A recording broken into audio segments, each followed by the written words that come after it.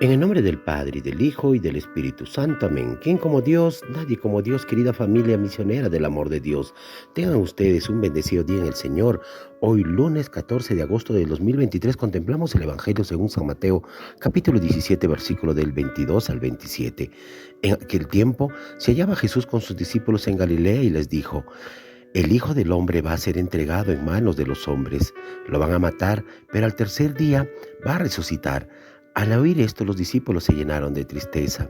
Cuando llegaron a Cafarnaúm, se acercaron a Pedro los recaudadores del impuesto para el templo y le dijeron: ¿acaso tu maestro no paga el impuesto? Él le respondió: sí, lo paga. Al entrar Pedro en la casa, Jesús se adelantó a preguntarle: ¿qué te parece, Simón? ¿A quiénes les cobran impuesto los reyes de la tierra? ¿A los hijos o a los extraños? Pedro le respondió: a los extraños. Entonces Jesús le dijo: por tanto los hijos están exentos. Pero para no darles motivo de escándalo, ve al lago y echa al anzuelo, saque el primer pez que pique, ábrele la boca y encontrarás una moneda. Tómala y paga por mí y por ti. Palabra de Dios. Gloria a ti, Señor Jesús. Hermanos, durante el Antiguo Testamento podemos ver o encontrar ese nuevo centro de vida del pueblo de Israel, es decir, la alianza del amor entre Dios y su pueblo. Y en esta alianza, hermanos, se ha perfeccionado bastante con la sangre de Cristo, constituida como tal, en nueva y eterna, hermanos, y de la cual participamos nosotros por el bautismo. Y si somos partícipes de ese bautismo, se nos pide lo mismo que a los israelitas: amar con todo el corazón y con todo el alma a Dios.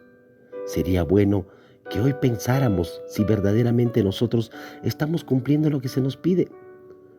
¿Podrías decir que amas a Dios con todo tu corazón y con toda tu alma? ¿Podrías decirlo hoy día así? Antes de responder, hermanos, recuerda que, como dice el refrán que siempre escuchamos por ahí: amor son obras y no buenas razones. ¿Podrías entonces decir que tus obras muestran a Dios que lo amas con todo tu corazón y con toda tu alma? Un amor que no se manifiesta, eh, que no es verdadero amor, sino más de conveniencia. Hermanos, el amor, como dice Pablo, lo cree todo, lo espera todo, lo soporta todo y lo da todo. Amén. Esta reflexión nos habla un poquito de la primera lectura, hermanos, de esa alianza que hace el pueblo entre el amor de Dios y su pueblo. Nosotros vemos también eso.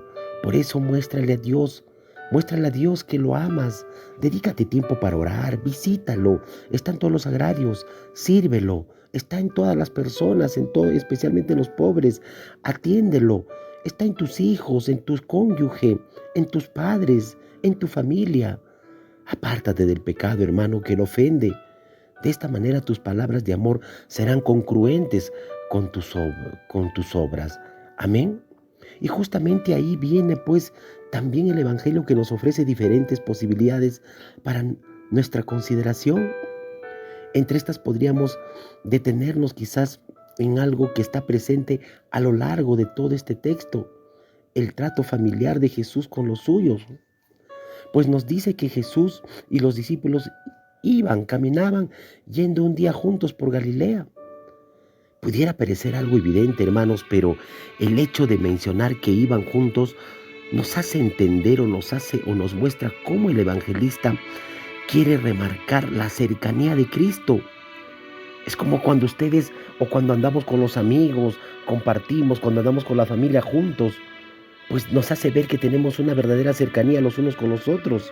Lo mismo remarca la cercanía que tenían con Cristo. Luego les abre su corazón, les dice, encaminándonos en esa confianza, les habla sobre su pasión, muerte y resurrección. Es decir, que Él lleva algo muy adentro y que no quiere que aquellos que a quien tanto ama ignoren lo que va a suceder. Posteriormente, hermanos, el texto nos habla muy claro porque recoge ese episodio de ese pago de impuestos. Pero antes de eso tenemos que entender que Jesús, al contarles en esa intimidad la pasión y muerte de resurrección, pues da a entender también que nosotros en nuestra vida diaria pasamos por esas cosas llevando nuestra cruz. Entonces nada nos debe de atormentar, nada nos debe desanimar, pues al contrario, porque después de pasión y muerte vino lo más bonito, la resurrección, y después de nuestros problemas de seguro que vendrá algo mejor. Amén. Pero como les vuelvo a repetir, nos habla de esos pagos de impuestos. Y también aquí la palabra nos deja de entrever el trato de Jesús, poniéndose al mismo nivel que Pedro, contraponiendo a los hijos entre Jesús y Pedro, que están exentos del pago, y los extraños obligados a pagar los mismos. Hermanos, Cristo finalmente les muestra cómo conseguir el dinero necesario para pagar no solo por él, sino por los dos, y no ser así motivo de escándalo. Sabemos muy bien que Dios, como Dios, no tenía la obligación de pagar esos impuestos a la iglesia, pero lo hizo justamente para no generar escándalos y lo hizo para enseñar también. Amén. Hermanos, no nos debemos de escandalizar por todo esto. No debemos quizás de entristecernos, no debemos de acobardarnos ante todas las pruebas, ante los sufrimientos que podamos tener, ante los fracasos, ante las tribulaciones que podamos tener en nuestra vida. Pues podemos correr de alguna manera una suerte muy distinta a la de nuestro Señor Jesucristo. Tenemos claro, quizás que en la vida va a haber muchas contradicciones, hermanos. Definitivamente que sí. Acá nadie puede decir que no nos pasamos contradicciones, que no pasamos conflictos. De seguro que sí. Pero estas cosas, hermanos, no nos debe de amilanar. Estas cosas no nos debe de disminuir. Estas cosas no nos debe de alejar de Dios. No nos debe de acobardar. Pues esto es parte de nuestra existencia. Siempre lo hubo. Cristo lo pasó. Y por supuesto que si Cristo venció a la muerte, nosotros también podemos superar nuestros problemas. Amén. Y esta superación, hermanos, que viene solamente de Dios, de donde vemos que a partir del sufrimiento que Él ha padecido, nos ha mostrado que el dolor, el fracaso, las angustias, las tribulaciones, los miedos, la soledad, los problemas, no es por gusto, no es un absurdo, no es por gusto solamente porque se le dio la regalada gana de pasar en nuestra vida. No, hermanos, sino también es un camino, quizá de redención. Amén. Pues esto lo tenemos que ver, hermanos. Muchas veces vemos a personas que no creen en Dios, que sufren con desesperación, porque quizás en un momento de su vida no encuentran el sentido de esas cosas que está pasando, de esa angustia, de esa soledad, de ese dolor. No tienen sentido a eso y no la entienden y no la comprenden. En cambio, hermanos, un cristiano, un creyente, pues definitivamente que ese dolor, ese fracaso, esa miseria, esos problemas, pues la une al dolor de Cristo. Y sobre todo, ese dolor de Cristo que va en la cruz. Pero sobre todo, hermanos, debemos de ir ayudándonos en unas y otros con obras buenas. Amén. Pues si nosotros nos podemos saber a un enfermo, quizás, no sé, a una persona que anda triste, sola, abandonada, a una persona ya de edad, un anciano, puede quizás ofrecer todos ellos un dolor con un sentido de redención, hermanos, con sentido de salvador. Y quizás esas cosas le hacen a ver que efectivamente Cristo siempre estuvo a su lado. Y que las cosas que empieza a pedir, las cosas que empieza a reparar, las cosas que empieza a ofrecer, las hace por su familia, inclusive por sus enemigos, quienes más les cuesta, por la iglesia, por los sacerdotes, por tantos hermanos cristianos, en fin, hermanos, por toda la humanidad. Entonces debemos de tener en cuenta que el dolor en Cristo ya no es pues por gusto, hermanos. Ya no se puede entender que solamente es por un absurdo. No, hermanos, no es una locura, no es porque alguien lo dice, no solamente es un tema que no tiene sentido, no, sino, hermanos, el dolor de Cristo, pues encuentra un sentido de salvador, un sentido de purificación. Amén. Y nosotros debemos de asumirlo, pero de asumirlo con fe, y con fe para nuestra salvación, para nuestra vida. Y si lo hacemos con nuestra vida, definitivamente que lo haremos para los demás, porque a través de nuestro testimonio, ellos verán verdaderamente que esos sacrificios, que ese dolor que tú llevas, que esos problemas que tú llevas y lo llevas con Cristo, pues solamente verás una fe esperanzadora que todo se solucionará y que todo lo que pasas y vives es momentáneo y porque Cristo te está haciendo ver las cosas donde quizás estamos fallando. Amén. Hoy preferimos evitar este dolor, inclusive preferimos muchas veces la muerte, evitarla. Muchas veces preferimos el suicidio antes de enfrentar algún tipo de dolor. Muchas veces por nuestra debilidad, por no querer cargar ese problema en el matrimonio, pues optas por lo más fácil que es el divorcio, la separación, cuando no luchas verdaderamente por tu pareja. Amén. Entonces, nos hace falta de fe, hermanos. No entendemos que el dolor también a su vez es salvación. Amén.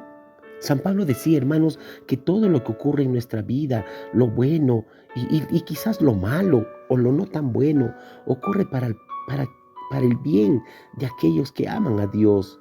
Entonces, en ese sentido, hermanos, podemos entender que no hay cosas buenas o malas para el cristiano. Entendemos que el bien o el mal de una mirada a nuestra vida personal y a la vida de la humanidad, es para algo bueno. Pero si nos apoyamos en Dios es mejor, con fe y con amor. Vamos a asumir todos estos hechos que nos pasan de una manera tan definida, donde vamos a descubrir que aquello que nos toca es muy bueno, o de aquello bueno, o de aquello regular, o de aquello malo, o de aquello muy malo. Pues de todas esas cosas que estamos pasando y viviendo, hermanos, Dios sabe sacar provecho para todos, sobre todo para la salvación de nuestras almas. Porque definitivamente Él no va a permitir, hermanos, no va a permitir que nosotros caigamos y nos va a permitir crecer espiritualmente, nos va a permitir purificarnos. Todo esto lo que hay en nuestro interior, que nos cuesta quizás sacar tantos apegos que tenemos y nos va a permitir tener esa humildad en el corazón y vernos a cada uno de nosotros cuán frágiles somos y cuán pecadores somos. Y nos permite tener mayor confianza y esperanza en el Señor. Amén. Por ello, no nos escandalicemos, hermanos.